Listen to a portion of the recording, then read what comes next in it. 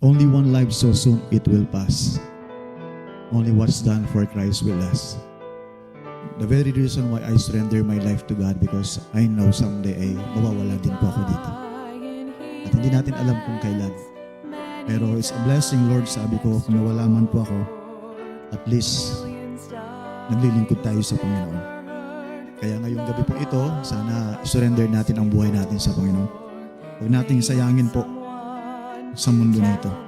Kaya if you are here tonight, at di mo pa alam ang patutunguhan mo pagkatapos ng iyong kamatayan, ay sana ngayong araw ay maging araw po ng iyong kaligtasan. We'll work till Jesus comes. We'll work till Jesus comes. We'll work till Jesus comes, and we'll be gathered home. Amen. Thank you. You may now. I am a missionary. I'm a missionary. To my friends and my classmates, and even to my family, I am a missionary.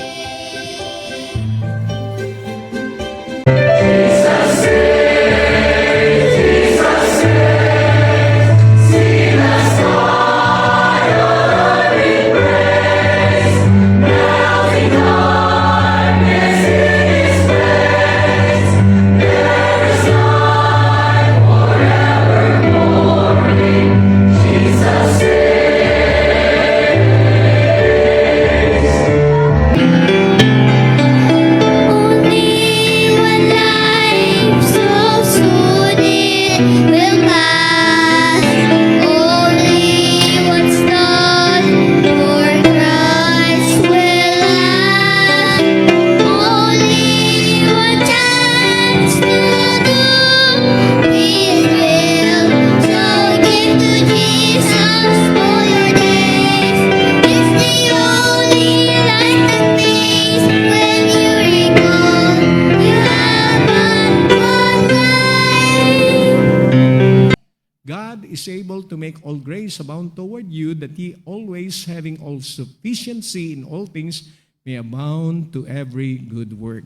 Hindi po tayo ang able. Hindi si Mr. Nable ang able. Ang God po ang able. See, you are not giving alone. You are trusting a faithful God. Let us be aware of that. You are trusting a faithful God.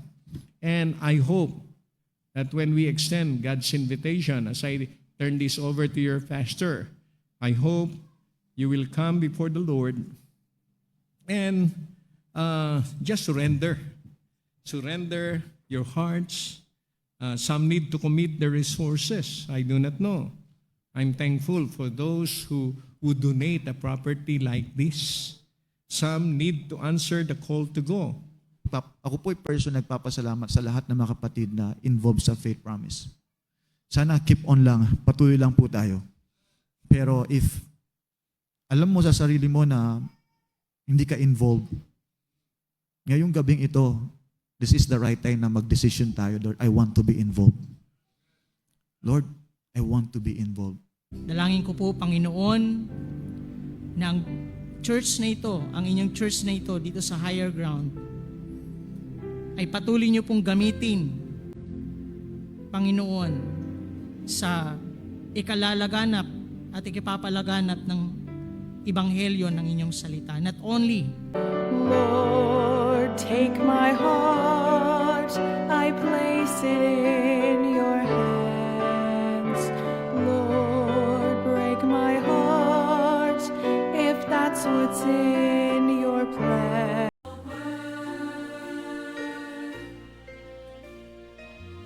For the lost, pray they will heed to the Spirit's call. Preach to all men until every ear has heard. Lift up the cross, share the good news of salvation. Multitudes long to know there is Happy birthday birthday to you. Happy birthday to you. Happy birthday, happy birthday, happy birthday to you.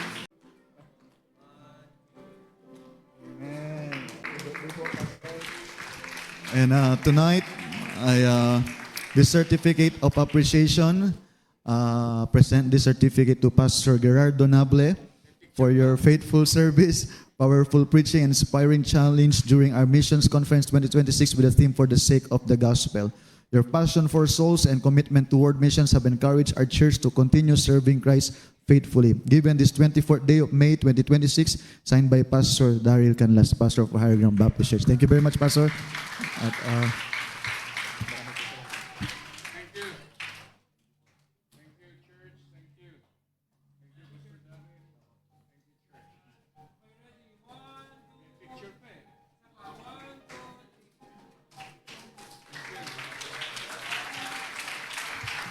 Okay, 5 minutes.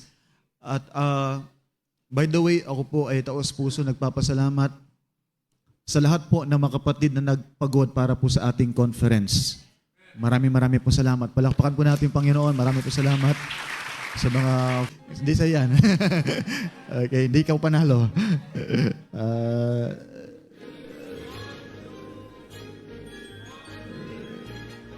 Amen. Okay, so maraming salamat po.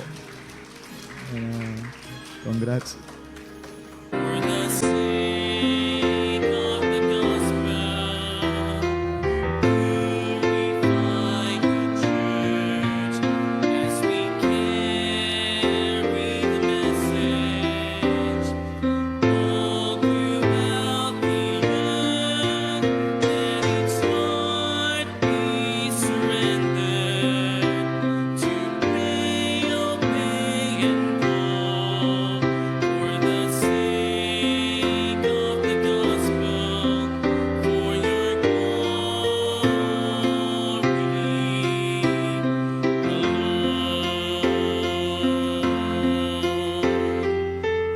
Ay magkamayan na at kamayan po natin bawat isa. Dismiss na po tayo. Thank you very much. Huwag po natin kalimutan kamayan po ating guest speaker, pastor at saka mga missionaries. Thank you very much po.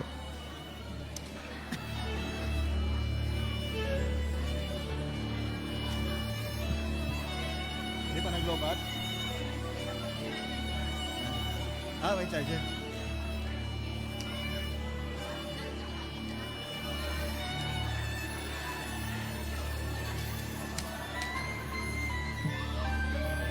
Ha?